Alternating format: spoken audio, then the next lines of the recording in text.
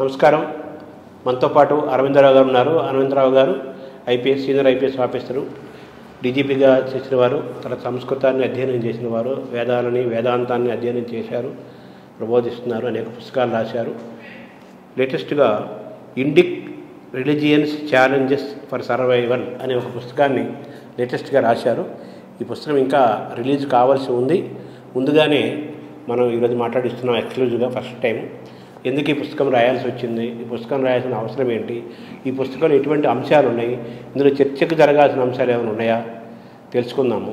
పూర్తిగా హిందుత్వాన్ని, సనాతన సంప్రదాయాన్ని, అలాగే భారతీయతని కాపాడుకోవడం ఎలా కాపాడుకోవాలనే ఉద్దేశంతో వారు చేస్తున్న యజ్ఞంలో భాగంగానే ఈ పుస్తకం వచ్చింది మనం భావిస్తూ, వారి ద్వారా ఈ పుస్తకంలోని విషయాలు, విశేషాలు, హిందుత్వము, అలాగే భారతదేశం యొక్క భవిష్యత్తును మనం తెలుసుకునే ప్రయత్నం చేద్దాం. నమస్కారం సార్. నమస్కారం అండి. సరే, ఈ పుస్తకం రాయాలనే ఆలోచన మీకు ఎందుకు వచ్చింది? ఈ పుస్తకం ఎందుకు రాశారు సార్?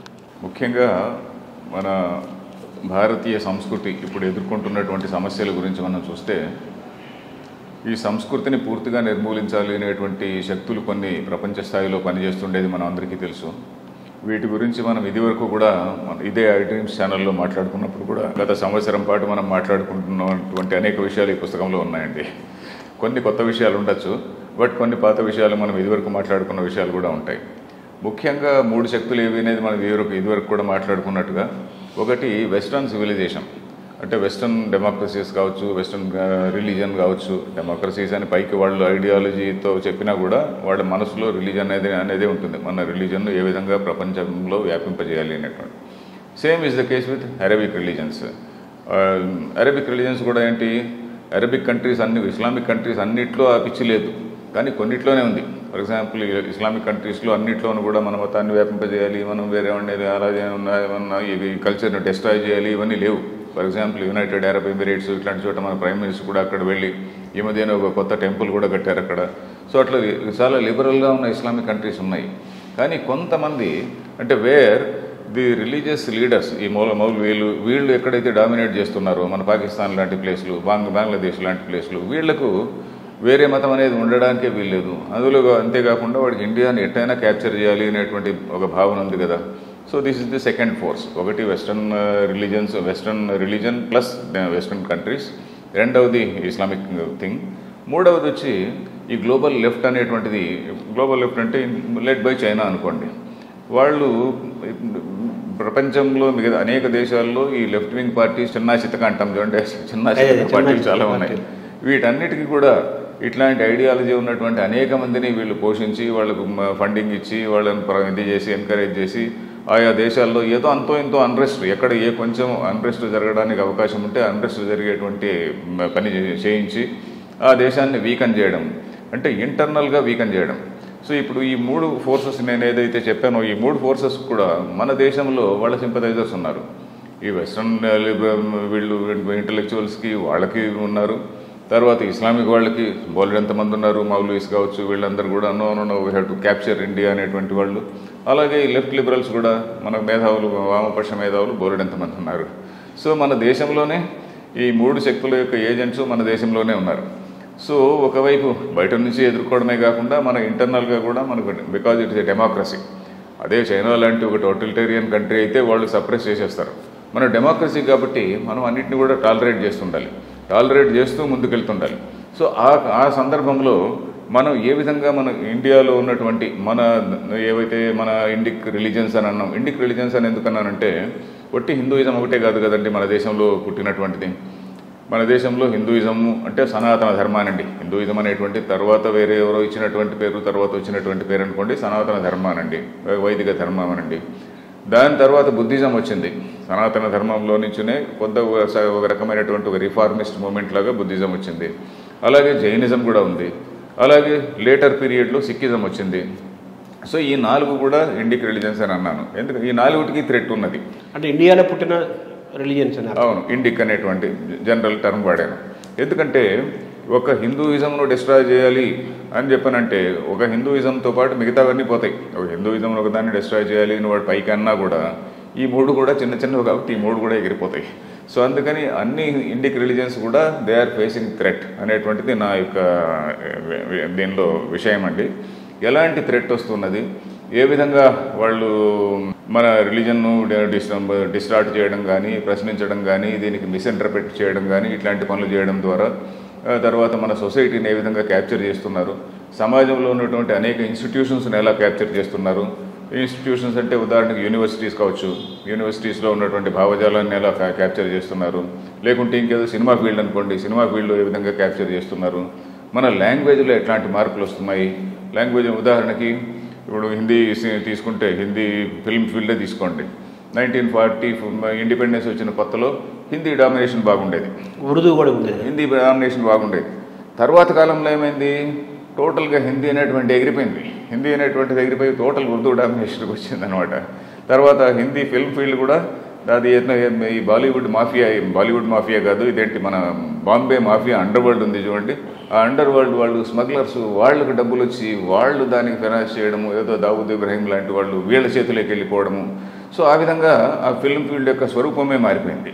అలాగే ఇట్లా రకరకాల రంగాల్లో ఏ విధంగా అనేక రంగాల్ని వీళ్ళు ప్రభావితం చేసి మన యొక్క థాట్ ప్రాసెస్ని మార్చేసి హిందూయిజం అంటే ఏదో రిడిక్యూల్ చేయడం అనేటువంటిది ఆ విధంగా ఎట్లా తయారవుతున్నది అనేటువంటిది, దాన్ని రక్షించుకోవడానికి మనము ఎవరెవరు పాత్ర ఎంతవరకు ఉన్నది.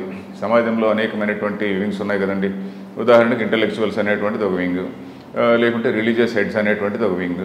దాని తర్వాత అలానే దీనిలో ముఖ్యంగా ఇంకోటి వీళ్ళు ఏమంటారు, హిందూయిజం లేక సనాతన ధర్మ ఈజ్ ఈక్వల్ టు క్యాస్ట్. ఈ క్యాస్ట్ అనే దాన్ని ఏదో రాములు పెట్టారు అని చెప్పని అంటారు.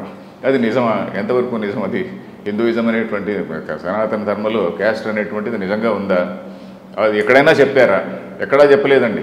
ఇది అందరికీ తెలుసు. అయినా కూడా వాడేదో అబద్ధం మన పైన ఆరోపణ చేస్తుంటే మనం నోరు మూసుకొని ఉన్నాం, ఎవడూ చెప్పడం లేదు. దీన్ని ఎవరు క్లారిఫై ఇవ్వాలి? సో మనకు ఇన్ఫ్యాక్ట్ రిలీజియస్ లీడర్స్ క్లారిఫై ఇవ్వాలి. మనం చదువుకున్న వాళ్ళు ప్రతి ఒక్కరు కూడా ప్రతి ఫోరంలో మాట్లాడుతుండాలి. సో ఇట్లా ఈ విధంగా ఎవడెవడి పాత్ర ఎంతవరకు ఉన్నది, జ్యుడిషియరీ పాత్ర ఎంత ఉన్నది.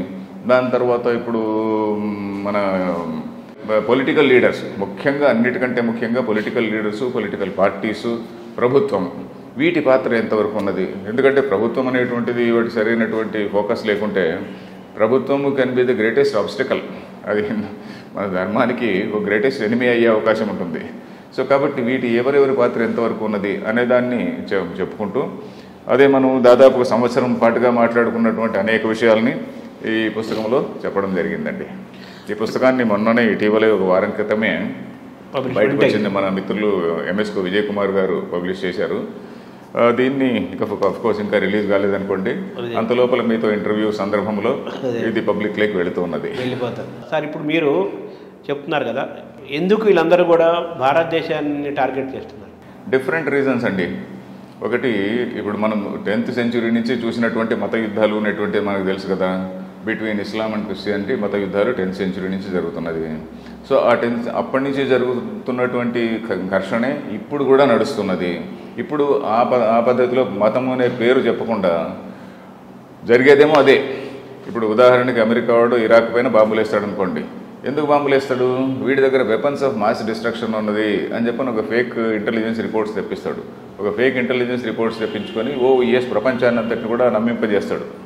ఇప్పుడు దానికి ఒక కథ రాశానండి. వెస్ట్రన్ సివిలైజేషన్ ఎక్స్ప్లెయిన్ చేయడానికి ఒక కథ ఉంది. ఏమిటంటే పులి మేకపిల్ల కథ. పులి మేకపిల్ల రెండు నీళ్లు తాగడానికి వెళ్తాయి. పులి ఏమో పైనుంచి నీళ్లు తాగుతుంటుంది, మేకపిల్ల కింద తాగుతుంటుంది. కానీ మేకపిల్లని చూసిన వెంటనే దానికి పులికి తినబుద్ధి అవుతుంది. తినబుద్ధి అయిన తర్వాత వెంటనే దాడి చేసి తింటే దౌర్జన్యం అంటారు కదా. నువ్వు నేను నీళ్లు తాగే దీనిలో నువ్వు తాగుతున్నావు అంటుంది. సార్ నేను కింద నీళ్లు తాగుతున్నాను, మీరు తాగిన ఎంగిల్ నీళ్ళు నేను తాగుతున్నాను అని మేకపిల్ల అంటుంది. అలా కాదు, నువ్వు కాదులే మీ నాయన తాగినాడు అని చెప్పని దానిపైన పడి చంపుతుంది. సో వాడు అటాక్ చేయడానికి ఏదో ఒక కారణం ఉండాలి. సో వెస్ట్రన్ సివిలైజేషన్లో ఉన్నటువంటి కథ ఇది, ఈసప్ ఫేబుల్స్లోది ఆ కథ ఇది. సో వాడు ఏంటంటే ఒక దేశాన్ని డిస్ట్రాయ్ చేయాలంటే ఏదో ఒక సాకు ఎత్తుక్కుంటాడు. సో ఆ విధంగా ప్రపంచంలో ఉన్నటువంటి అనేక దేశాలని విడగొట్టినటువంటి చరిత్ర వెస్ట్రన్ కంట్రీస్కి ఉంది. అమెరికా కావచ్చు, అంతకుముందు ఇప్పుడు బ్రిటన్ కూలిపోతుంది, అది వేరే మాట. వాళ్ళు చేసుకున్నటువంటి తప్పుల వల్లనే బ్రిటన్ కూలిపోతున్నది. So India is a very big country with lot of resources, human resources, ముఖ్యంగా హ్యూమన్ రిసోర్సెస్ ఉన్నది, దాని తర్వాత న్యాచురల్ రిసోర్సెస్ ఉన్నాయి, చాలా వెరీ హ్యూజ్ రిసోర్సెస్ కదా. సో దీన్ని ఎలా విడగొట్టాలి, ఎలా పార్టీషన్ చేసుకుంటే మేబీ కొన్నాళ్ల పాటు ఒక ఏరియా ఇస్లాం ఇస్తారు, ఇంకొక ఏరియా కమ్యూనిస్టులకి ఇస్తారు, ఇంకొక ఏరియా క్రిస్టియానిటీకి ఉంటుంది, ఒక చిన్న పాకెట్ ఏదో హిందూయిజం ఉంటే ఉండొచ్చు. సో ఆ విధంగా డివైడ్ చేసుకుంటే కానీ అందరూ కూడా మన చెప్పు చేతల్లో ఉంటారు కదా. ఇప్పుడు ఇండియా అనేది స్ట్రాంగ్ కంట్రీ ఉంటే మనకు రైవల్గా ఉంటుంది. ఇండియా ఎప్పటికైనా రైవల్ కావచ్చు కదా. ఇప్పుడు చైనా రైవల్గా ఉంది కదా, ఇండియా కూడా రైవల్ కావచ్చు. ఏ రైవల్ అన్న ఇది విలేజ్ మున్సిఫ్ మెంటాలిటీ అండి. విలేజ్ మున్సిఫ్ వాడికి నా ఎదురుగ్గా ఎవడు ఉండకూడదు, నాకు ఈక్వల్గా ఎవడు ఉండకూడదు, శత్రువు యొక్క బలం పెరగకూడదు. శత్రువు కూడా కాదు, నాకు ఈక్వల్గా ఎవడు ఉండకూడదు. ఏమి వాడు శత్రువు కూడా కాదు, we can be very good friends. Actually వాడు మంచిగా ఉంటే మనం we can be very good friends. ఆలోచన విధానం వాడేంటి ప్రతి ఒక్కడు కూడా నాకు సర్వెంట్గా ఉండాలి అనేటువంటిదే, నాకు ఫ్రెండ్ అనేటువంటిది కాదు వాడి ఉద్దేశం. ప్రతి ఒక్కడు నా సర్వెంట్గా ఉండాలి, అదే పీస్, వరల్డ్ పీస్ అంటే నా ప్రతి ఒక్కడు కూడా నా కంట్రోల్లో ఉంటే అది వరల్డ్ పీస్ అనేటువంటి వాడి ఉద్దేశం. అంటే మతాలు మతం ఒకటి, ఎకనామిక్ రీజన్స్ ఒకటి. ఎకనామిక్ రీజన్స్ అంటే ఈ రిసోర్స్ ఎక్స్ప్లాయిటేషన్. సో ఆ విధంగా the whole control over the whole world అనేటువంటిది వాళ్ళ ఉద్దేశం. కాబట్టి అదేవిధంగా పాకిస్తాన్కి మన పైన ఇది ఉంది. పాకిస్తాన్ వాడు ఇప్పుడు కూడా మన దేశంలో ఉన్న మౌల్వీలు కూడా ఏమంటున్నారు, లడ్కే లియే పాకిస్తాన్ హస్కే లేంగే హిందూస్తాన్ అని మీరు స్లోగన్ వినుంటారు. దాని గురించి కూడా రాశాను. ఏమిటంటే లడ్కే లియే పాకిస్తాన్, మేము కొట్లాడి పాకిస్తాన్ని తెచ్చుకున్నాము, హస్కే లేంగే హిందూస్తాన్. మెల్లిమెల్లిగా ఒకదాన్ని క్యాప్చర్ చేసుకుంటూ, ఒక్కొక్క ఇన్స్టిట్యూషన్ను క్యాప్చర్ చేసుకుంటూ నవ్వుకుంటూ మేము సాధిస్తాము అని చెప్పని ఇప్పుడు మౌల్వీలందరూ ఓపెన్గా అంటున్నారు. మనం ఎన్నెన్నో వీడియోలు కూడా చూస్తున్నాం. అవన్నీ ఫేక్ వీడియోస్ కూడా కాదు, నిజంగా చెప్తున్నారు వాళ్ళు, పబ్లిక్ స్టేట్మెంట్స్ కూడా ఇస్తున్నారు. సో ఆ విధంగా వీళ్ళకి ఉన్నది. వీళ్ళెవరు, they are controlled or encouraged both by Pakistan and also by Bangladesh. Bangladesh ప్రభుత్వం మనకు ఫ్రెండ్లీగా ఉన్నప్పటికీ కూడా బంగ్లాదేశ్లో ఉన్నటువంటి రిలీజియస్ ఇన్స్టిట్యూషన్స్ ఏవైతే ఉన్నాయో చాలా ఫండమెంటలిస్ట్ ఇన్స్టిట్యూషన్స్ ఉన్నాయి. పాకిస్తాన్ అయితే గవర్నమెంటు రిలీజియస్ ఇన్స్టిట్యూషన్స్ రెండూ వ్యతిరేకం. బంగ్లాదేశ్లో గవర్నమెంట్ వ్యతిరేకం కాదు, పోతే వాళ్ళకున్న రిలీజియస్ ఇన్స్టిట్యూషన్స్ వ్యతిరేకం. సో ఈ విధంగా వీళ్ళిద్దరికీ సపోర్ట్ ఇస్తున్నది ఎవరు? China is giving support to these people. China తమ దేశంలో ఫైనాన్షియల్ సపోర్ట్ తమ దేశంలో ఉన్నటువంటి ముస్లిమ్స్ను పూర్తిగా అణచివేసి మిగతా ఇస్లామిక్ కంట్రీస్కి, భారతదేశం పైన వస్తున్నటువంటి ఇస్లామిక్ ఫోర్సెస్కి వీళ్ళు చాలా బాగా హెల్ప్ చేస్తూ, అంతేకాకుండా అమెరికాలో కూడా హెల్ప్ చేస్తూ, సో ఈ విధంగా వీళ్ళు దాన్ని రెడ్ గ్రీన్ అలయన్స్ అని ఇటీవలి కాలంలో అంటున్నారు. ఆ రెడ్ గ్రీన్ అలయన్స్ అంటే the alliance between Islam and also the Maoists, అది రెడ్ గ్రీన్ అలయన్స్ అని. సామ్రాజ్య కాంక్షకి మతాన్ని వాడుతూ ఆక్రమించుకునే క్రమంలో భారతదేశం లాంటి ఒక శక్తివంతమైన దేశాన్ని మనం ఏదో విధంగా దాన్ని వీక్ చేయాలి, దాని మీద ఆధిపత్యం సాధించాలి, లేకపోతే ఆ దేశం మహాశక్తివంతమయ్యే అవకాశం ఉందనే ఒక జరుగుతున్న దాంట్లో భారతదేశం టార్గెట్ అవుతుంది. కరెక్ట్. సో ఈ పుస్తకాన్ని రాయడం యొక్క ముఖ్య ఉద్దేశం ఏంటంటే, మనలో చాలామందికి, చదువుకున్న వాళ్ళలో కూడా చాలామందికి మన పైన జరుగుతున్నటువంటి దాడి గురించి తెలియదండి. చాలా బాధాకరమైనటువంటి విషయం ఏంటంటే, చదువుకున్నటువంటి చాలామందికి కూడా ఇంత మన పైన ఇన్ని రకాలుగా అటాక్స్ జరుగుతుంటే, అరే ఇట్లా అటాక్ జరుగుతున్నది కదా అని తెలియదు వీడికి, మన చుట్టూ ఏం జరుగుతుందో మనకేం జరుగుతుందో తెలియదు. సో అందుకని ఒక కామన్ ఎడ్యుకేటెడ్ ఇండియన్ని, ఇదే మేధావుల కోసం రాసింది కాదు, ఇది కామన్ ఎడ్యుకేటెడ్ ఇండియన్కి మన దేశం పైన ఎట్లాంటి అటాక్స్ జరుగుతున్నాయి, మన ధర్మాన్ని ఎలా కాపాడుకోవాలి, మన ధర్మాన్ని ఎందుకు కాపాడుకోవాలి అని కూడా ఒక పెద్ద చాప్టర్ ఉందండి. ఎందుకంటే మన ధర్మము అన్నాం అనుకోండి, ఏందయ్యా నీ ధర్మం, ఏం దాని గ్రేట్నెస్ అని అంటాం కదా. మనకు ఏదైనా ఒక వస్తువు విలువ తెలిస్తేనే దాన్ని కాపాడుకోవాలి అనేటువంటి ఫీలింగ్ వస్తుంది. మనకు ఆ వస్తువు విలువే తెలియదు అనుకోండి, ఆ వస్తువు విలువే తెలియకపోతే ఉండని, పోతే పోని దీనిలో ఏముంది అనేటువంటి ఫీలింగ్ వాటిలో మనిషిలో ఉంటుంది. సో దీని గొప్పతనం ఏంటి? ఇప్పుడు సనాతన ధర్మం అనేటువంటిది ఏదో ఒక గుడ్డిగా, ఏదో ఒక విశ్వాసం పైన, ఎవరో ఒక ఆయన సడన్గా వచ్చి నాకు దేవుడి నుంచి మెసేజ్ వచ్చింది అని చెప్పినటువంటి విశ్వాసం పైన ఆధారపడి, అసలు దాని నుంచి ఆధారపడి ఒక విశ్వాసం పైన ఆధారపడిందే కాదు. ఇది కేవలం విచారం అంటే ఆత్మ విచారం అంటాం చూడండి, సెల్ఫ్ ఎంక్వైరీ, ఒక ఆలోచన, ఒక రీజనింగ్, ఒక లాజికల్ ప్రాసెస్, దీని ద్వారా వచ్చినటువంటి ఒక ఫిలాసఫీ. ఆ ఫిలాసఫీ పైన ఆధారపడినటువంటిది మన సనాతన ధర్మం. మన ధర్మం ఒకటే కాదు, మన సనాతన ధర్మం ఒకటే కాదు, బుద్ధిజం అంతే, జైనిజం అంతే, సిక్కిజం అంతే, ఇవన్నీ కూడా ఒక దర్శన శాస్త్రం అంటాం. దర్శనం అంటే ఒక విజన్, ఒక ఫిలసాఫికల్ విజన్ పైన ఆధారపడి వచ్చినటువంటివి. కాబట్టి ఇది ఒక సాలిడ్ ఫౌండేషన్ అన్నమాట. ఇదే గుడి నమ్మకం కాదు. సో అందువల్ల ప్లస్ అంతేకాకుండా మనం వేరే వాడిని సంపు పొడుచుకొని ఎక్కడ ఈ 4 మతాలు కూడా చెప్పవు. హిందూయిజం కానీ, బుద్ధిజం కానీ, జైనిజం కానీ, సిక్కిజం కానీ 4 మతాలు కూడా నువ్వే ప్రపంచాన్ని అంతా డామినేట్ చేయి, నువ్వు నీ మతం నమ్మనోడి సంపు అని ఈ 4 మతాలు కూడా చెప్పవు. సో టోటల్ లిబరలిజము, టోటల్ ఇన్క్లూజివ్నెస్ ఉన్నటువంటి ఇంత గొప్ప సిద్ధాంతాన్ని మనం ప్రొటెక్ట్ చేసుకోవాల్సిన అవసరం ఉందండి. లేకుంటే మనం ఏదో మూర్ఖం ఆలోచనల్లోకి వెళ్ళిపోతాం. అందరూ కూడా వచ్చేది మనల్ని దండేస్తే మనం కూడా మూర్ఖం ఆలోచనల్లోకి వెళ్ళిపోతాం. సో అలా కాకుండా దీన్ని కాపాడుకోవాల్సినటువంటి బాధ్యత ఉన్నది అని చదువుకున్నటువంటి వాళ్ళకి చాలామందికి తెలియాలి అని ఉద్దేశంతో ఈ పుస్తకం రాయడం జరిగిందండి. అంటే ఇప్పుడు హిందూ మతం అనేది ఉండగా అది గొప్పదని మనం చెప్పుకుంటున్నాం కదా. అటు ఉన్నప్పుడు మళ్ళీ ఈ బుద్ధిజము, ఈ జైనిజము, సిక్కిజము ఇవన్నీ ఎందుకు మళ్ళీ డెవలప్ అయినాయి? ఇన్ని మతాలు ఉన్నాయంటే మీకు అని వేసే ప్రశ్నకు మీరు ఇచ్చే సమాధానం? అంటే సమాజంలో ఒక హిస్టారికల్ ప్రాసెస్లో అనేకమైనటువంటి డెవలప్మెంట్స్ ఉంటాయి కదండి. ఇప్పుడు ఉదాహరణకు బుద్ధిజం అనేటువంటిది వచ్చిందనుకోండి. బుద్ధిజము, జైనిజం దాదాపు ఒకటే సమయంలో వచ్చినాయి. ఇన్ఫ్యాక్ట్ జైనిజమే ముందు వచ్చింది అని కొంత వాదం కూడా ఉన్నది. సో ఇవి ఎందుకు వచ్చాయి అంటే ఒకానొక సమయంలో ఈ సనాతన ధర్మంలో వీళ్ళు మూలమైనటువంటి విషయాలని మర్చిపోయి, ఉపనిషత్తుల్లో చెప్పినటువంటి గొప్ప ఫిలాసఫీని మర్చిపోయి ఏదో రకరకాలైనటువంటి యజ్ఞాలు, యాగాలు, తర్వాత కొన్ని జంతు బలులు కానీ అనుకోండి, ఇంకేదైనా అనుకోండి. సో ఇలాంటి వాటిపైన ఎక్కువ కాన్సన్ట్రేషన్ ఉండడం వల్ల దానికి ఒక రకమైనటువంటి ఒక రిఫర్మేషన్ లాగా సమాజంలో మనకు ఎప్పటికప్పుడు కొంత రిఫర్మేషన్ జరుగుతుంటుంది కదా. ఆ రిఫర్మేషన్ లాగా ఈ బుద్ధిజం, జైనిజం అనేటువంటి వచ్చాయి. సో బుద్ధుడిని కూడా మన వాళ్ళు చాలామంది రైటర్స్ ఇంక్లూడింగ్ రాధాకృష్ణన్ లాంటి మేధావులు కూడా బుద్ధిజం అనేటువంటిది గొప్ప, ఆయన ఏం బుద్ధుడు కొత్త రిలీజన్ స్థాపిస్తున్నాను అని ఆయన ఏం చెప్పలే. తర్వాత మళ్ళీ బ్రిటిష్ వాళ్ళు వీళ్ళందరూ అన్నారు కానీ బుద్ధిజం అనేది ఒక రిలీజన్ అన్నారు. కానీ మనకు చాలా కాలం బౌద్ధ దర్శనం అనేటువంటిది మన సర్వదర్శన సంగ్రహం అనేటువంటి పుస్తకంలో ఒక భాగం. దాన్ని మనం సర్వదర్శన సంగ్రహం అని మాధవాచార్యులు 16th centuryలో రాసినటువంటి పుస్తకంలో బుద్ధిజము, జైనిజము ఇవన్నీ కూడా మన దేశంలో వచ్చినటువంటి ఫిలసాఫికల్ స్కూల్స్ ఆఫ్ ఫిలాసఫీ అండి. Different schools of philosophy. Different schools of ఫిలాసఫీలో ఒక సిద్ధాంత భేదం ఉంటుంది, సిద్ధాంతంలో భేదం కొంచెం ఉంటుంది, అలాగే ఆచరణలో కూడా కొంచెం భేదం ఉంటుంది.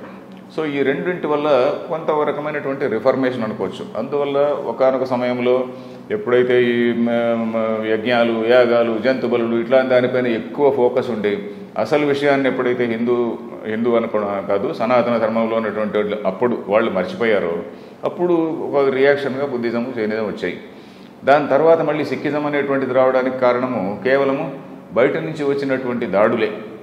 సిక్కిజం రావడానికి మనలో ఇదే కాకుండా బయట నుంచి వచ్చినటువంటి దాడులే. అప్పుడు గురునానక్ జయంతి మనం ఈ వీక్లోనే జరుపుకున్నాం. ఈ వీక్లో 27న ఎప్పుడు గురునానక్ జయంతి జరిగింది కదా. ఆ గురునానక్ ఏమిటి, మన మన మన హిందువే కదా, ఆయన సనాతన ధర్మం నుంచి వచ్చినవాడే. ఆయన ఏం చేశాడు, ప్రతి ఫ్యామిలీలో నుంచి ఎవరెవరైతే ఒక వ్యక్తికి ఇంట్లో 3-4 పిల్లవాళ్ళు ఉంటే ఒక పిల్లవాడిని తీసుకొని అందులో ఎల్డెస్ట్ బాయ్ తీసుకొని వాడికి టర్బన్ వేసి వాడికి ఎంత వాడిని సిక్ అని చెప్పని అనేసి కొంతమంది ఒక టీమును తయారు చేశాడు. ఎందుకు తయారు చేశాడు, మన సనాతన ధర్మ రక్షణ కోసం తయారు చేశాడు ఆయన. అంటే హిందూ సనాతన ధర్మ రక్షించడం కోసం సిక్కిజం పుట్టింది. సిక్కిజం అది దీని గురించి కూడా మనం ఇదివరకు కూడా 1-2 సార్లు మనం మాట్లాడుకున్నాం. సిక్కిజంలో కూడా కంప్లీట్గా మన వేదాంతంలో ఉన్నటువంటి ఫిలాసఫీనే అక్కడ సిక్కు డాక్టర్ అంతా కూడా అదే ఉంది, కొత్తదేం లేదు. సో ఆ విధంగా ఈ 4 కూడా మనం ఇండిక్ రిలీజన్స్ అనేటువంటి దానిలో బ్రాకెట్లోకి నేను చేర్చానండి. సార్ ఇప్పుడు మీరు చెప్పిన ఈ ఇండిక్ రిలీజియన్స్లో హిందూ మతం బాగానే కనిపిస్తోంది, జైనిజం కూడా కొంత కనిపిస్తోంది, జైన్లు మార్వాడేసుకున్నారు, సిక్కులు వల్ల సిక్కిజం కనిపిస్తోంది, బుద్ధిజం తగ్గిందంటారు ఇప్పుడు? అది దీని గురించి కూడా మనం ఇదివరకు 1-2 సార్లు చెప్పుకున్నామండి. బుద్ధిజము ఎందుకు తగ్గింది అంటే అది ఇదివరకు కూడా చెప్పుకున్నాం కదా, దాన్నే రిపీట్ చేస్తాను. ఏమిటంటే బుద్ధిజం పోవడానికి శంకరాచార్యులు, రామానుజాచార్యులు ఇట్లా వాళ్ళందరూ కూడా రాజుల సపోర్ట్తో వాళ్ళందరినీ ఎలిమినేట్ చేశారు అని చెప్పని ఒక వాదాన్ని పుట్టించారు. ఎవరు, బ్రిటిష్ వాళ్ళు పుట్టించారు. బ్రిటన్లో వాళ్ళు కూడా ఒక శ్రీలంకలో ఉన్నటువంటి ఒకానొక బ్రిటిష్ మేధావి ICS ఆఫీసరు, అతను రైస్ డేవిడ్స్ అని, అతను ఏమన్నా ఊరికే ర్యాండమ్గా ఒక స్టేట్మెంట్ పడేశాడు. ఇట్ సీమ్స్ వీళ్ళు రామానుజులు శంకరాచార్యులు వీళ్ళందరూ కూడా వాళ్ళని చంపేశారు అని ఇట్ సీమ్స్ అని అన్నారు అని అనిపిస్తుంది అని. దానిపైన ఇంకా మనం వామపక్ష మేధావులందరూ ఇంకా వీళ్ళు నేరుగా పోయి వాళ్ళని చంపేశారు అన్నట్టుగా చెప్పారు. బట్ దీన్ని హిస్టారియన్స్, మిగతా హిస్టారియన్స్ అందరూ ఖండించారు. వెస్ట్రన్ హిస్టారియన్స్ ఖండించారు, తర్వాత అంబేద్కర్ కూడా ఖండించాడు. అంబేద్కర్ కూడా ఇక్కడ decline and fall of Buddhism in India అనేటువంటి దానిలో ఒక వ్యాసం కాదు చాప్టర్, ఒక పెద్ద బుక్లో అది ఒక చాప్టర్. ఆ చాప్టర్లో చాలా క్లియర్గా రాసినాడు. ఎందుకంటే బుద్ధిస్టు వాళ్ళందరూ కూడా బుద్ధిస్టు విహారాల్లో ఉండేవాళ్ళు. ఇప్పుడు నలంద డిస్ట్రాయ్ చేసింది ఎవరండి? హిందువులు కాదు కదా. తక్షశిలా డిస్ట్రాయ్ చేసింది హిందువులు కాదు కదా, బయట నుంచి వచ్చిన వాళ్ళే డిస్ట్రాయ్ చేశారు కదా. నాలందాన ఖిల్జీ అనేటువంటి వాడు భక్తియార్ ఖిల్జీనో అతను ఎవరో పోయి దాదాపు నెల రోజుల పాటు ఆ గ్రంథాలన్నీ మండినాయంట. మంటలన్నీ కూడా నెల రోజులు మండే పుస్తకాలు అక్కడ ఉన్నాయి. వాళ్ళందరూ కూడా బుద్ధిస్టు విహారాల్లో బుద్ధిస్టు మాంక్స్ అందరూ కూడా బౌద్ధ సన్యాసులందరూ కూడా వాళ్ళ బుద్ధ విహారాల్లో ఉండేవాళ్ళు. అందరూ ఎవరైతే వచ్చినారో బయట నుంచి వచ్చినటువంటి వాళ్ళకి వీళ్ళందరూ ఒక సిట్టింగ్ డక్స్ లాగా దొరికిపోయారు.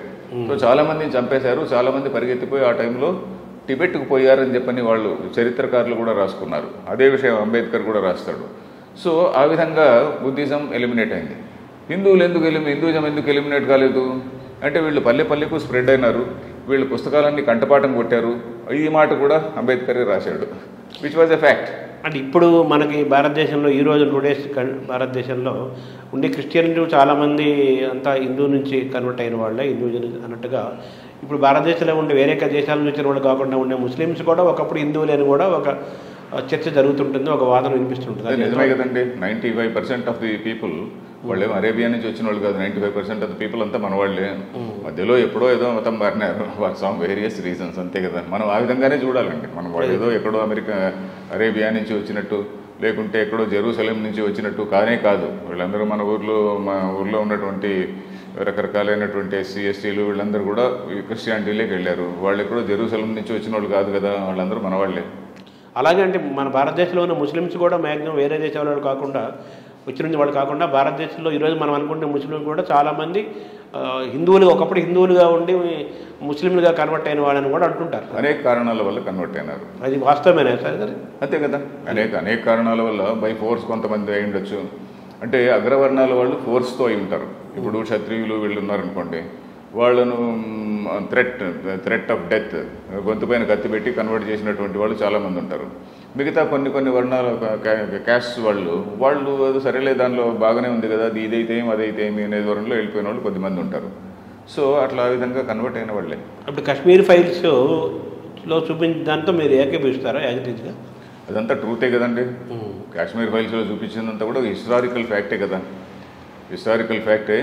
ఇన్ఫ్యాక్ట్ నేను ఈ పుస్తకంలో కూడా ఒక బ్రిటిష్ రైటర్ సమ్ లారెన్స్ అని చెప్పిన ఒక అతని పేరు W.H. Lawrence, the valley of Kashmir, W.R. Lawrence అనే అతను ఒక ICS ఆఫీసర్, మన ఇంపీరియల్ సివిల్ సర్వీస్ అని ఉండేది చూడండి. ఇంపీరియల్ సర్వీస్ ఆఫీసర్ ఒక బుక్ రాసినాడు ఏంటంటే ద వ్యాలీ ఆఫ్ కాశ్మీర్ అని. ఎప్పుడు 1895లో 1895 130 ఏళ్ల క్రితం రాసినటువంటి పుస్తకము అది. బ్రిటిష్ ఆఫీసర్ రాసినటువంటి పుస్తకము. దానిలో క్లియర్గా రాశాడు ఏమిటి, ఏ విధంగా వాళ్లకు హిందువులందరికీ అప్పుడెప్పుడో ఎవడు 16th సెంచురీలోనే 14th సెంచురీలో Sikandar Butshikan later part of 14th century. ఆ 14th సెంచురీలో వాడు ఆ ఏరియాను అటాక్ చేసినప్పుడు 3 చాయిస్లు ఇచ్చినాడు: డెత్, కన్వర్షన్ ఆర్ ఎగ్జైల్. సావు, కన్వర్ట్గా, లేకుంటే పరిగెత్తుకో. Death, conversions or exile. ఇదే మాటలే అప్పుడు ఆ సికందర్ బుత్ షికన్ అనేవాడు 14వ శతాబ్దంలో ఎలాంటి వార్నింగ్ ఇచ్చినాడో అదే వార్నింగ్ కాశ్మీర్ ఫైల్స్లో మనం చూస్తాం.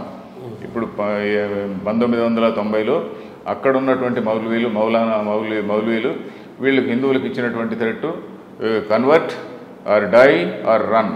ఈ మూడే చెప్పారు కదా. ఆ పదాలు ఏదో మర్చిపోయినాను నేను, ఆ సినిమాలో ఏదో ఉంది కదా, సేమ్ మీనింగ్ సేమ్ మీనింగ్తో ఆ పదాలు ఏవో నేను మర్చిపోయినాను.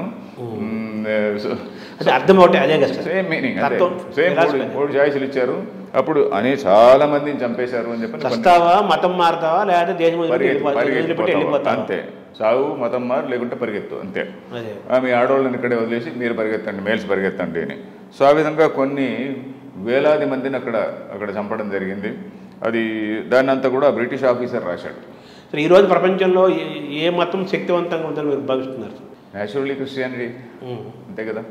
అంటే మన భారతదేశానికి ప్రాబ్లం వస్తే ఎవరితో ఎక్కువ వచ్చే అవకాశం ఉంది భవిష్యత్తులో? మన ఇగ్నోరెన్స్తోనే ప్రమాదం అండి.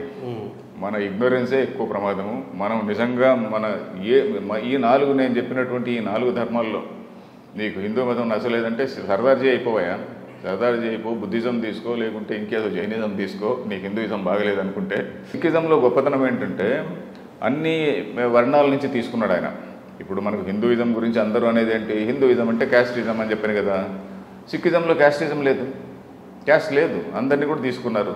సో హిందూ ఎవరికైనా కోపం వస్తే సిక్కిజంలోకి పోని. మళ్ళీ ఇది కాకుండా మనం ఎంత లిబరల్గా ఉన్నటువంటి సిక్కిజంలోకి పోవచ్చు కదా. సో మన ఇగ్నరెన్స్ అనేటువంటిది మనకు గొప్ప ప్రమాదం అండి. మనకు నిజంగా అందరూ కూడా ఈ 4 మతాల్లో ఏ మతాన్ని తీసుకున్నా కూడా మన దేశానికి ఎలాంటి ప్రమాదము లేదు.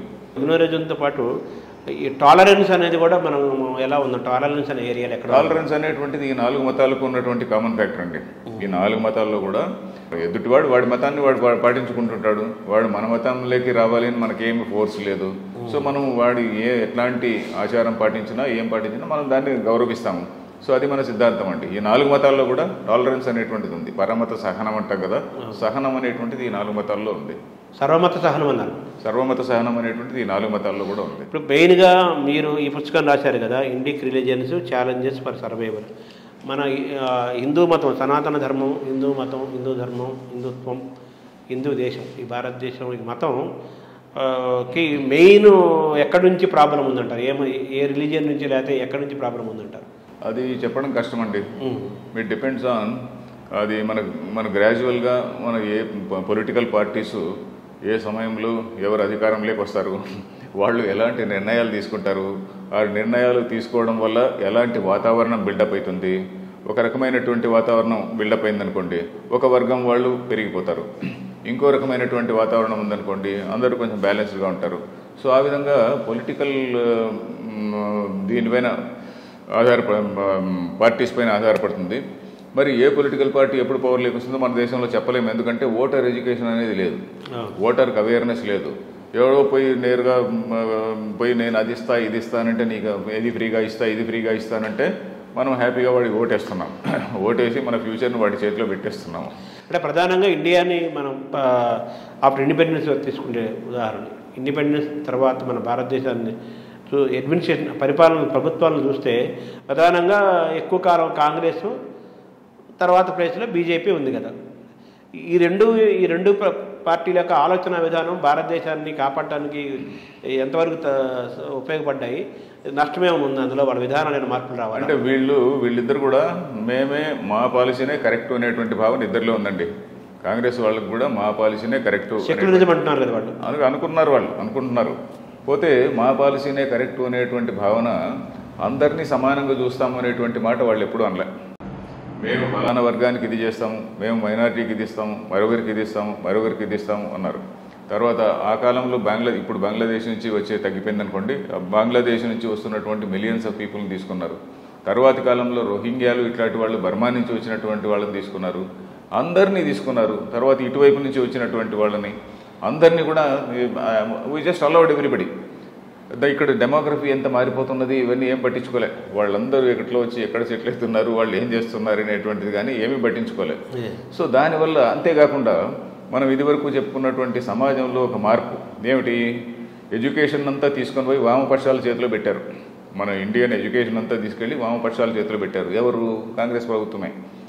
అది వామపక్షాల్లో పెట్టారు. దాని తర్వాత మనకున్నటువంటి హిస్టరీని కంప్లీట్గా మనకు తెలియకుండా చేశారు. మన హిస్టరీలో ఉన్నటువంటి మనకున్నటువంటి మన చరిత్రలో ఉన్నటువంటి గొప్ప గొప్ప క్యారెక్టర్స్ అసలు మన హిస్టరీలో చదవనే లేదు. సో ఆ విధంగా మన చరిత్ర మనకు తెలియకుండా చేశారు. పోతే ఎదుటివాడు ఎవరో వేరేవాడు వస్తుంటే వాడిని బాగా పెద్ద హీరోలాగా చూపెట్టారు. మన సంస్కృతిని మనమే ఎగతాళి చేసుకునేటువంటి వాతావరణాన్ని పెంచారు. సో ఒక దుష్టమైనటువంటి వాతావరణాన్ని వాళ్ళు పెంచారని మనం ఖచ్చితంగా చెప్పచ్చండి. ఏది 60 ఏళ్ళ ప్రభుత్వం, కాంగ్రెస్ ప్రభుత్వంలో ఒక దుష్టమైనటువంటి వాతావరణం, అంటే మనం పని వాళ్ళు వాళ్ళు చాలా గ్రేటు అనేటువంటి వాతావరణాన్ని వాళ్ళు పెంచారనమాట. ఎట్లా పెంచారంటే మన దాన్ని కంప్లీట్గా తొక్కిపెట్టడం వల్ల, మనకు ఎలాంటి ప్రోత్సాహం లేకపోవడం వల్ల, మన చరిత్రను తొక్కిపెట్టడం వల్ల, ఇతరులను ప్రోత్సహించడం వల్ల, పోతే మనకు కులాలని చెప్పని అదని ఇదని బ్రిటిష్ వాడు విభజించింది ఎందుకు? వాడు అరే మీ హిందూయిజం అంటే కులాలు అని చెప్పని వాడు ఏదో ఒక పాయింట్ ప్రూవ్ చేయడం కోసం అందరినీ 2,000 కులాలు అని చెప్పని వెడిగొట్టాడు. ఇండిపెండెన్స్ వచ్చిన తర్వాత లేదు ఈ కులాలన్నీ లేవు అనేటువంటి ఒక మాట వీడంటే ఏ స్వామి కూడా దాన్నే వ్యతిరేకించడు కదా. ఎందుకంటే మనకు మతంలో లేదు. ఇప్పుడు మతము అనేటువంటిది హిందూ సిద్ధాంతంలో కులాలు అనేటువంటిది ఉంటే స్వాములు అరే మన సిద్ధాంతం కదా అనొచ్చు. మన సిద్ధాంతంలో లేదు. ఈ సమాజంలో ఏర్పడినటువంటివి. మనం ఎందుకు ఏ పొలిటికల్ లీడర్ ఎందుకు ఈ కులాలు తీసేయకూడదు, ఎందుకు క్యాస్ట్ తీసేయకూడదు? బ్యాక్వర్డ్ వీళ్ళు ఎవరైతే ఉన్నారో వాళ్ళకి ఇప్పుడు ఇస్తున్నటువంటి ఫెసిలిటీస్ ఇవ్వండి. ఇచ్చేసి మనకి ఈ హైరార్కీ, రిలీజియస్ హైరార్కీ అనేటువంటిది లేదు అనే మాట ఎందుకు అనకూడదు? ఎరాడికేషన్ ఆఫ్ క్యాస్ట్ యాక్ట్ అని ఒకటి ఎందుకు చేయకూడదు అంటే వాళ్ళకి అది లేదు. వాళ్ళు కూడా ఇప్పుడు కూడా వెడగొట్టి ఇదిగో నీకు ఇది ఇస్తున్నాము, నీ కులానికి నేను ఇది ఇస్తున్నా, నీకు ఏదో బార్బర్కు నేను ఏదో కత్తెరలు ఇవి ఇస్తున్నా, ఇంకోటికి ఏదో చేటలు చీపుర్లు ఇస్తున్నా, ఇట్లాంటి ఇవి పెడుతున్నారు. కానీ ఓట్ బ్యాంక్ పాలిటిక్సే కదా, టోటల్ ఓట్ బ్యాంక్ పాలిటిక్స్. అది మన రాజకీయ నాయకులకు కూడా అవేర్నెస్ లేకపోవడం వల్ల, వాళ్ళ మూర్ఖత్వం వల్ల, స్వార్థం వల్ల ఇవన్నీ జరుగుతుందని నా అభిప్రాయం అండి. ఓవరాల్గా కాంగ్రెస్ పాలనలో హిందుత్వానికి భారతీయతకి పెద్ద నష్టం జరిగింది, వ్యతిరేకంగానే ఉంది. పోతే బీజేపీ వాళ్ళది ఏంటంటే వాళ్ళందరినీ కూడా సమానంగా చూస్తామనే మాట అంటున్న ఒకే ఒక పార్టీ వాళ్ళు. అందరినీ కూడా మేము సమానంగా చూస్తాము. అట్లని ఇదివరకు ఇస్తున్నటువంటి ఫెసిలిటీస్ ఏం ఆపడంలే. ఇదివరకు ఏవే ఫెసిలిటీస్ అయితే ఉన్నాయో అవన్నీ కూడా వాళ్ళు కంటిన్యూ చేస్తూనే ఉన్నారు. కంటిన్యూ చేయడమే కాదు, ఇంకా పెంచి చేస్తున్నారు, ఇంకా చేస్తున్నారు. సో అండ్ బీజేపీ నిజంగా చెప్పాలంటే అది ఓన్లీ సెంట్రిస్ట్ పార్టీ. అందరినీ సమానంగా చూస్తామనేటువంటి సెంట్రిస్ట్ పార్టీ. ఇది మిగతా దేశాల్లో మనకు కన్జర్వేటివ్, లిబరల్ అని ఉంటుంది. మిగతా దేశం ఇప్పుడు బ్రిటన్లో తీసుకుంటే టోరీస్ అండ్ లిబరల్స్ ఉన్నారు కదా. అమెరికాలో తీసుకున్నా కూడా అమెరికాలో కన్జర్వేటివ్స్, లిబరల్స్ ఉన్నారు కదా. ఆ విధంగా కన్జర్వేటివ్, లిబరల్ అని మన దేశంలో లేదు. ఇప్పుడు బీజేపీ వాళ్ళు కూడా మనం రైట్ వింగ్ అనడానికి వీలు లేదు. వాళ్ళు యాక్చువల్లీ సెంట్రిస్ట్లే. పోతే వాళ్ళు ఏమిటి, ఈ మిగతా మన ధర్మం పైన జరుగుతున్నటువంటి అటాక్స్ను కొంతవరకునైనా ఆపేటువంటి వాతావరణాన్ని క్రియేట్ చేయాలి అని వాళ్ళు ప్రయత్నం చేస్తున్నారు. దాన్ని ఎవడు ఓర్చుకోవడం లేదు. ఓవరాల్గా మనకి స్వాతంత్రం వచ్చినప్పుడు ఈ 75 ఏళ్ల పాలనను గమనిస్తే 60 ఏళ్ళు కాంగ్రెస్ ప్రభుత్వంలో వాళ్ళు సెక్యులరిజం పేరు చెప్పుకున్నప్పటికీ కూడా, పైకి చెప్తున్నప్పటికీ కూడా ఓటు బ్యాంకు రాజకీయాల ద్వారా హిందుత్వానికి, సనాతన ధర్మానికి, భారతదేశానికి, భారతీయతకి చాలా నష్టం జరిగింది. బీజేపీ అనేది కూడా వాళ్ళు సెక్యులరిజం, మేము సెక్యులరిజం అని అంటున్నారు కదా. వాళ్ళు కూడా ఆ మాట వాడుతున్నారు కదా. అయినప్పటికీ కాంగ్రెస్తో కంపేర్ చేసుకుంటే బీజేపీ విధానాల వల్ల సనాతన హిందూ సంప్రదాయానికి, హిందుత్వానికి, భారతదేశానికి కొంత రక్షణ ఉందంటారు. తప్పకుండా ఉందండి. ఎందుకంటే వాళ్ళు ఒక వాతావరణాన్ని, ఒక పాయిజనస్ వాతావరణం అండి. ఇక పొల్యూషన్ ఉందనుకోండి, ఎయిర్ పొల్యూషన్, ఆ పొల్యూషన్ తగ్గించడానికి వేరే కొన్ని మెజర్స్ తీసుకుంటాము. మళ్ళీ ఇంకొక రెజ్యూమ్ వచ్చిందనుకోండి, అది మళ్ళీ పెరుగుతుంది, ఆ వాతావరణం మళ్ళీ పెరుగుతుంది. So that is only difference we can say. అంటే బీజేపీకి మతతత్వ పార్టీ అని ఒక ముద్ర పడుతుంది కదా. మతతత్వ పార్టీ కానే కాదు అది. ఎందుకంటే అందరిని ఎవరినైనా డిస్క్రిమినేట్ చేశారండి. ఒక ఉదాహరణ ఇవ్వండి. మతతత్వ పార్టీ అని చెప్పని వాళ్ళు ఎవరినైనా ఏమైనా చేశారా? ఏమీ చేయలే. అది నువ్వు స్టాంప్ వేసి వాడిని ఇలా చేస్తున్నారు అనమాట. సో అది మనం అంగీకరించుకుంటే ఎలాగండి? యాజ్ ఎన్ ఇండియన్ మనం జరుగుతున్నటువంటి విషయాలన్నింటినీ చూసి, హిస్టరీలో మనకు జరిగినటువంటి అన్యాయాలను చూసి, స్వతంత్రం వచ్చిన తర్వాత కూడా మనకు జరిగినటువంటి అన్యాయాలను గమనించి, అరే వీడు అలా కాకుండా వీడు కొంచెం అందరినీ ఈక్వల్గా చూస్తామనేటువంటి మాటే చెడ్డ బూత్ అయితే ఎట్లండి? మేము అందరినీ సమానంగా చూస్తామనే మాటనే ఇప్పుడు పాలిటిక్స్లో బూత్ అయిపోయింది. సెక్యులరిజం అనే వర్డ్ కాంగ్రెస్ వాడుతున్నారు, వీళ్ళు వాడటం లేదు కానీ అందరినీ సమానంగా చూస్తామంటున్నారు. హిందుత్వ ముద్ర పడింది అనడమే కాదు, అంటూ చూస్తున్నారు కదండి. ఇప్పుడు హిందువులకు వీళ్ళు చేసిన కొత్తగా ఏముంది? ఏమీ లేదు కదా. ఏమీ లేదు సార్. తర్వాత ఇక్కడ మీరు ఈ రాశారు 3 ఫోర్సెస్ చెప్పారు కదా, స్టార్టింగ్లో చెప్పారు. Christianity, Islamic and global left 3 అని. ఈ మూడిటితో కూడా ఇప్పుడు మన భారతదేశం, ముఖ్యంగా సనాతన హిందూ ధర్మం ఫైట్ చేయాల్సిన అవసరం ఉంది. అంటే టు ప్రొటెక్ట్ అవర్ సెల్స్, రక్షించుకోవాల్సిన ఆత్మరక్షణ అనేటువంటి చాలా అవసరం అండి. ఆత్మరక్షణ లేకుంటే, ఆత్మరక్షణ ఎప్పుడు వస్తుంది? మనకు దీని యొక్క వాల్యూ తెలిస్తేనే వస్తుంది. మన దగ్గర మంచి బంగారు ఉంది, దాని విలువ తెలిస్తేనే మనం రక్షించుకుంటాము. విలువ తెలియకుంటే దాన్ని ఏదో పడేస్తాం కదా, తూకానికి పడేస్తాము. ఆ విధంగా దాని యొక్క విలువ మనకు తెలియాలి కదా. అంటే ఎలా తెలుసుకునే మార్గం ఏంటి? తెలుసుకునే మార్గం గురించే నేను ఇందులో చర్చ అదే చేశానండి. మనము చాలామంది చదువుకున్నటువంటి వాళ్ళు మిగతా వాళ్ళకి చెప్తూనే ఉండాలి. అది రెస్పాన్సిబిలిటీ అని ఎవ్రీబడి. మనకి చదువుకున్నటువంటి ప్రతి హిందువు పైన, ప్రతి వ్యక్తి పైన ఉన్నటువంటి హిందూ ఒకటే కాదు, సర్దార్జీ ఉన్నాడు అనుకోండి, సర్దార్జీ కూడా ఆయన గురుబాణి చదువుకోవాలి. ఎందుకంటే ఇప్పుడు సర్దార్జీ నిజంగా గురుబాణి చదువుకుంటే వాడు ఖలిస్తాను ఇది కాడు, టెర్రరిస్ట్ కానే కాడు, అవడానికి వీలు లేదు. ఎందుకంటే వాడి సిద్ధాంతం అంతా కూడా కంప్లీట్గా మన ఉపనిషత్తుల సిద్ధాంతమే. సో వాడు ఎక్కడో టెర్రరిస్ట్ అయ్యే క్వశ్చనే లేదన్నమాట నిజంగా వాడి పుస్తకం వాడు చదువుకుంటే. అలాగే మనం మన మతంలో ఉన్నటువంటి గొప్పతనాన్ని మనకు భగవద్గీత ఇట్లాంటివి తెలుసుకుంటే, ఏ సామవేదం, షణ్ముఖ శర్మ లాంటి వాళ్ళు 4 ప్రవచనాలు వింటే మన గొప్పతనం ఏంటో తెలుస్తుంది. అంటే శాంతము, సహనము, ఒక వివేకము పెరుగుతుందంట. అవన్నీ ఉండాల్సిందే. But at the same time మనకు ఉన్నటువంటి ఒకే ఒక ఆయుధం ఓటండి. ఇప్పుడు యుద్ధానికి పోవడానికి ఇది కాదు కదా, వాతావరణం అది కాదు. మనం కేవలము ప్రజలందరికీ కూడా కొంచెం తెలియాలి మనం ఎట్లాంటి పరిస్థితిలో ఉన్నాము, మనం తెలివిగా ఓటేయాలి అనేటువంటి విషయం తెలియాలి. లేకుంటే నా కులము నీ కులం వాడు 100 మంది ఎమ్మెల్యేలు అయితే నీకేం లాభం? ఏమీ లేదు. మన కులం వాడు ఇప్పుడు ఉదాహరణకు బ్రాహ్మణ మీటింగుల్లో అంటుంటారు, మన బ్రాహ్మణులు 10 మంది ఎమ్మెల్యేలు కావాలి, 10 మంది మినిస్టర్లు కావాలి. ఎంత 10 మంది మినిస్టర్లు అయితే మాత్రం నీకు వచ్చింది ఏమీ లేదు. సో అది నా కులం వాడు. బ్రాహ్మణ ఓటు బ్యాంక్ ఎంత, మిగతా చాలా మంది ఎంతమంది ఉంటారు సమాజంలో, అనేక మంది ఉంటారు కదా, అందరినీ కలుపుకొని ముందుకెళ్ళాలి కదా, అందరినీ సమానంగా చూసేటువంటి వాడు యాక్చువల్లీ ఉండాలి కదా. సో అది అందరినీ ఈక్వల్గా చూస్తామనేటువంటి ఒకే ఒక పార్టీ ఇది కదండి. ఆ అండర్స్టాండింగ్ మనందరికీ రావాలి కదా. సార్ మీరు ప్రారంభంలో ఫస్ట్ చాప్టర్లో ఏం రాశారంటే 3 సివిలైజేషన్స్ అండ్ 3 స్టోరీస్ అన్నారు. అది ఏంటి సార్? అది 3 కథలు ఏం చెప్పానంటే, మొట్టమొదటి కథ ఇది టైగర్ అండ్ ది ల్యామ్ చెప్పాను. అది వెస్ట్రన్ సివిలైజేషన్. అరబిక్ సివిలైజేషన్ గురించి అరబ్ అండ్ ది క్యామెల్ చెప్పాను. ఆ క్యామెల్ అనేటువంటిది మెల్లిమెల్లిగా బయటంతా శాండ్ స్టామ్ ఉంటుంది కదా, శాండ్ స్టామ్ ఉన్నప్పుడు క్యామెల్ వాడిని అరబ్ని అడుగుతుంది, ఓనర్ని అడుగుతుంది, సార్ నేను కొంచెం నా హెడ్ లోపలికి పెట్టుకుంటానంటుంది. ఫస్ట్ తల లోపలికి పెట్టుకుంటానని మెల్లిగా వస్తుంది అనమాట. మెల్లిమెల్లిగా తల లోపలికి పెట్టుకుంటుంది, కాళ్ళు పెడుతుంది, మళ్ళీ మెల్లిమెల్లిగా వచ్చి ఆ ఓనర్ను బయటికి తరిమేస్తుంది. So that is the strategy of the Arabic civilization. ఎందుకంటే మెల్లిమెల్లిగా ఒకదాన్నే క్యాప్చర్ చేసుకుంటూ, నేను ఇందాకన్నా కదా హస్కే లేంగే హిందుస్థాన్ అని, మెల్లిమెల్లిగా క్యాప్చర్ చేసుకుంటూ రావడం అనేటువంటిది ఆ సిద్ధాంతం. మూడవది హిందువులు ఏంటంటే వెర్రివాళ్ళు. వీడేంది అది బ్రాహ్మణ్ అండ్ గోట్ కథ చెప్పాను. బ్రాహ్మణ్ అండ్ గోట్ అనే ఒక బ్రాహ్మడు మేక పిల్లని తీసుకొని పోతుంటే 3 రాబర్సు వస్తారు. ఏమిటి స్వామి నువ్వు బ్రాహ్మణుడి, నువ్వు కుక్కను మోసుకొని పోతున్నావు అంటారు. ఈ కథ మన అందరికీ తెలిసిందే. ఒకడు వచ్చి ఆ మాట అంటాడు, లేదా ఇది మేక అంటాడు.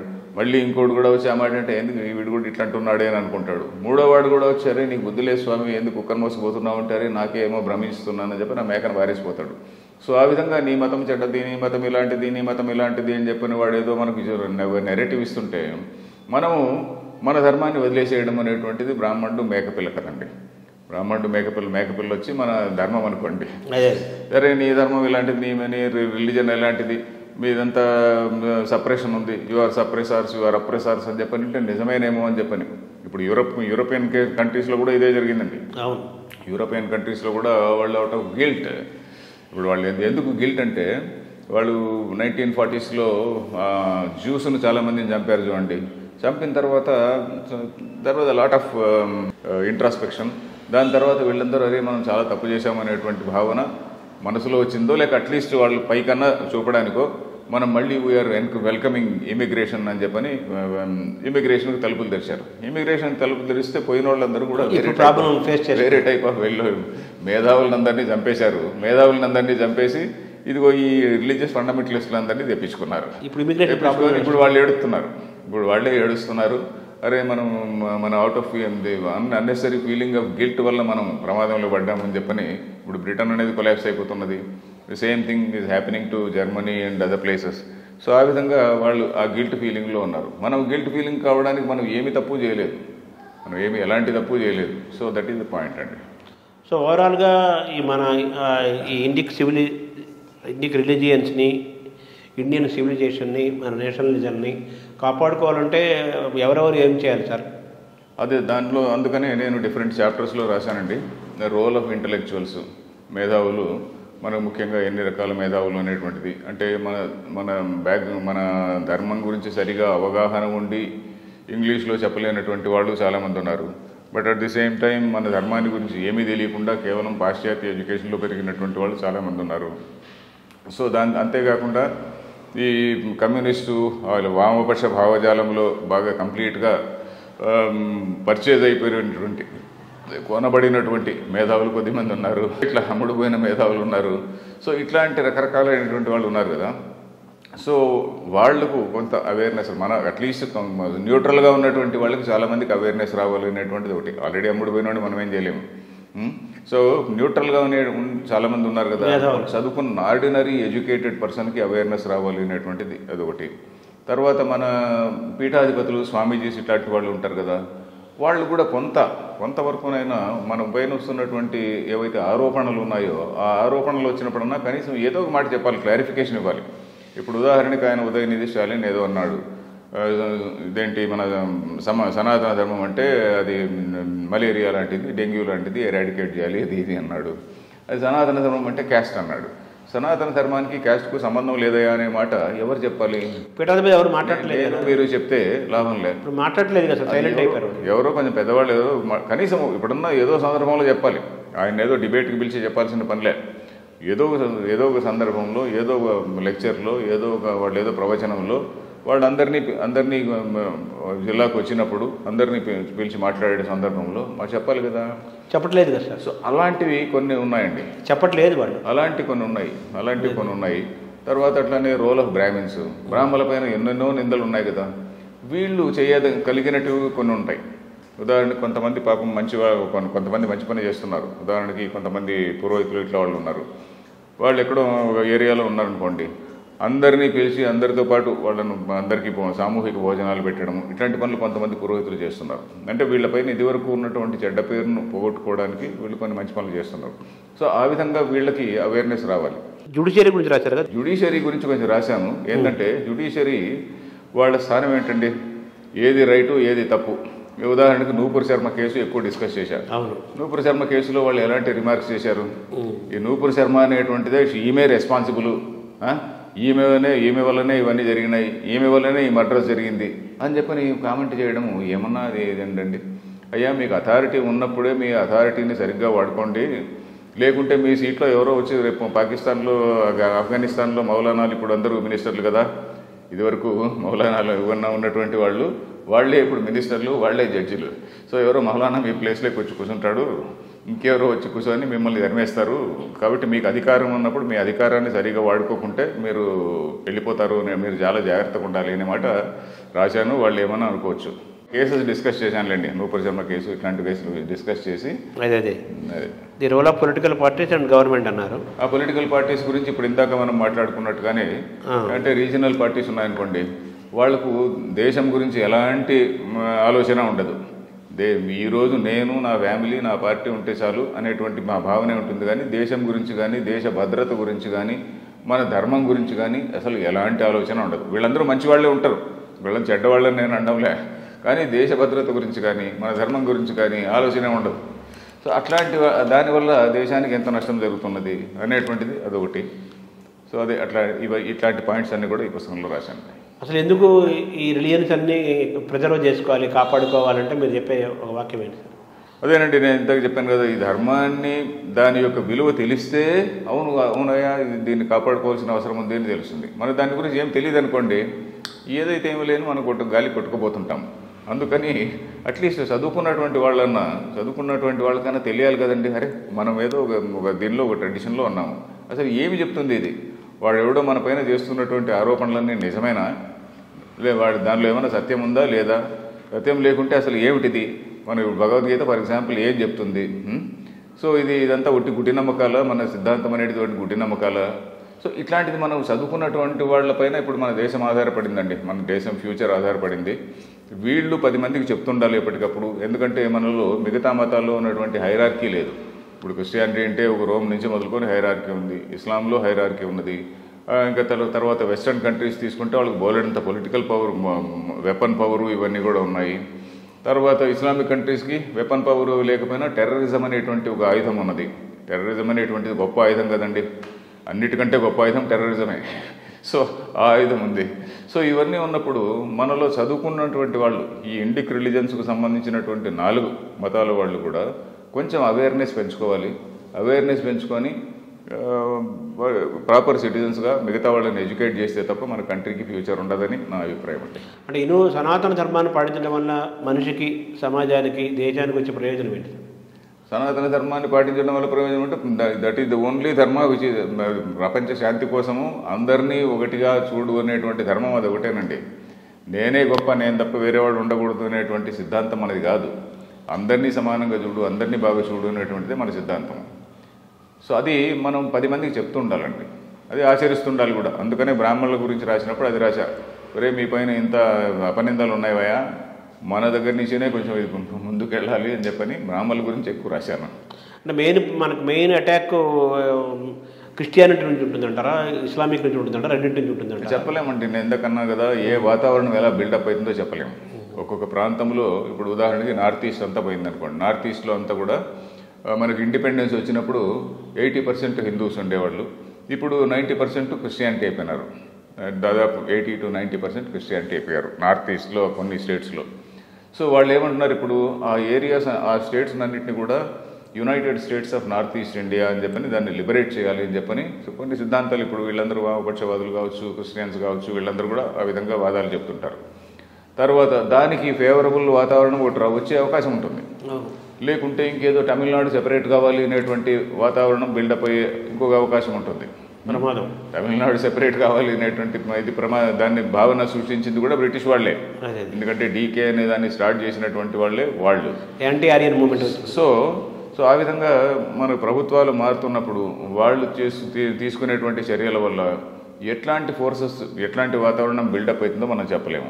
అంటే ఇస్లామిక్ టెర్రరిజం ఒకటి నడుస్తుంది కదా? టెర్రరిజం వస్తుంది, డెఫినెట్గా ఉంటుందండి, always it will be there. So ఇవన్నీ మనకి ఛాలెంజింగ్ అంశాలే కదా ఇవన్నీ. That is a challenge to police, it is a challenge to judiciary. ఎందుకంటే జ్యుడిషియరీ దాన్ని మొక్కలోనే తుంచేయడం అంటాం చూడండి, మొదట్లోనే తుంచేయకపోతే కానీ జ్యుడిషియరీ ఉండదు. జ్యుడిషియరీకే వాళ్ళకే ప్రమాదం వస్తుంది. అదే సో కన్వర్షన్స్ జరుగుతున్నాయి ఓ పక్కన, ఇంకో పక్క ఇస్లామిక్ తీవ్రవాదం, ఉగ్రవాదం జరుగుతుంది. ఇవన్నీ కూడా భారతీయ సనాతన సంప్రదాయానికి, సనాతన హిందూ ధర్మానికి ఇవన్నీ ఛాలెంజ్ చేస్తాయి. కరెక్ట్. వీటిని ఎదుర్కోవాలంటే ముందు మనం ఏంటో తెలుసుకోవాలి. బేసిక్గా మనం తెలుసుకోవాలి, మన గురించి మనం తెలుసుకోవాలి, 10 మందికి చెప్పాలి. అదేనండి. Otherwise there is no other way. అంతకుమించి వేరే మార్గం లేదు. తర్వాత ఇంకా ప్రధానంగా ఇప్పుడు ఈ ఓటు బ్యాంకు పాలిటిక్స్, ఈ రాజకీయాల వాతావరణంలో పొలిటీషియన్స్ కానీ, పొలిటికల్ పార్టీస్ కానీ, దేశాన్ని రూల్ చేసేది పొలిటికల్ పార్టీసే కదా. ఇదిలో ఇటువంటి నేపథ్యంలో మన దేశాన్ని రక్షించుకోవడం అనేది కూడా ఒక ఛాలెంజే కదా. అవునండి, కరెక్టే. రాజకీయ నాయకుల్లో కూడా డిఫరెంట్ లెవెల్స్లో ఉంటారు కదండి. ఇప్పుడు ఆల్రెడీ మనకి ఏ పార్టీ పవర్లోకి వస్తే దానిలో మనం ఉందాము, దానిలో మనం కొన్ని కాంట్రాక్ట్లు కొట్టేద్దాం, కొన్ని 100 కోట్లకు తీసుకుందాము అనేటువంటి వాళ్ళు కొద్దిమంది ఉంటారు. వాళ్ళని దేవుడు కూడా మార్చలేడు. అలా కాకుండా ఇప్పుడు గ్రామ స్థాయిలో లేకుంటే ఇంకేదో మండల స్థాయిలో ఉన్నటువంటి అనేక మంది ఎదుగుతున్నటువంటి నాయకులు, ఇట్లాంటి వాళ్ళకి చాలామందికి మనం చెప్పచ్చు, అయ్యా ఇది పరిస్థితి, ఇట్లా మన దేశం, ఇది దేశం ఉంటేనే మనం ఉంటాము, దేశం లేకుంటే మనం లేము అనేటువంటిది చాలామంది యువ నేతల్లో, ఇంకా మిడిల్ లెవెల్, లోయర్ లెవెల్ నాయకులు ఉంటారు చూడండి, అట్లాంటి వాళ్ళకి చాలా తెలియాల్సి ఉంది. ముదిరిపోయిన వాళ్ళకి మనం ఏం చెప్పలేము. వాళ్ళు ఆల్రెడీ ఈరోజు పవర్ లేకుంటే ఏ పార్టీ పవర్లో ఉంటే దానిలోకి చేరేస్తారు. ఇదివరకు ఒక పార్టీలో ఉన్నాడు టకీమని ఇంకో పార్టీలోకి వెళ్ళిపోతాడు. సో వాళ్ళకి మనం ఏం చెప్పలేము, సిద్ధాంతాలు ఏం లేవు కదా, వాళ్ళకి లేని వాళ్ళకి ఏం చెప్పలేము. సో అనేక మందిలో దేశభక్తి అనేటువంటిది పెరగాలండి. దేశభక్తిని పెంచడానికి ఈ సందర్భంలో ఏం చేయాలనో ఆ పనులన్నీ కూడా ప్రతి చదువుకున్నవాడు చేయాలి. ఈ నేషనలిజం కూడా పార్ట్ ఆఫ్ దట్ కదా. నేషనలిజం అనేటువంటిది, దేశభక్తి, ఈ రెండు కూడా దాదాపు ఒకటే. సో నేషనలిజం అంటే అది కూడా మనం తెలుసుకోవాలి. తర్వాత దేశభక్తి, ఈ దేశం ఉంటేనే మనం సేఫ్గా ఉంటాము, లేకుంటే మనకు సేఫ్టీ లేదు, మనకు సేఫ్టీ కూడా ఉండదు. ఈ దేశంలో మనం సేఫ్గా ఉండాలంటే మనం ఏంటో తెలుసు, మన ప్రాపర్టీకే కాదు, మన వ్యక్తిగతంగా కూడా కాదు, అన్నిటికి కూడా దేనికి సేఫ్టీ ఉండదు. సరే, ఈ పుస్తకాన్ని ఇంకా మిగతా భాషల్లోకి ట్రాన్స్లేట్ చేసే అవకాశం ఉంది? ట్రాన్స్లేషన్ గురించి నేను ఇంకా ఏం ఆలోచించలేదండి. బహుశా మా పబ్లిషర్ ఏమన్నా ఆలోచిస్తాడేమో తెలియదు. బట్ నా ఆలోచన ఏమో ఇది తెలుగులో కూడా ఇంకొంచెం సంక్షిప్తంగా వస్తే బాగుంటుందని నా ఆలోచన అండి. హిందీలో కూడా మేబీ. అంతే, మొత్తం 14 చాప్టర్స్ రాశారు. అవునండి. Thank you sir. Thank you అండి. Thank you.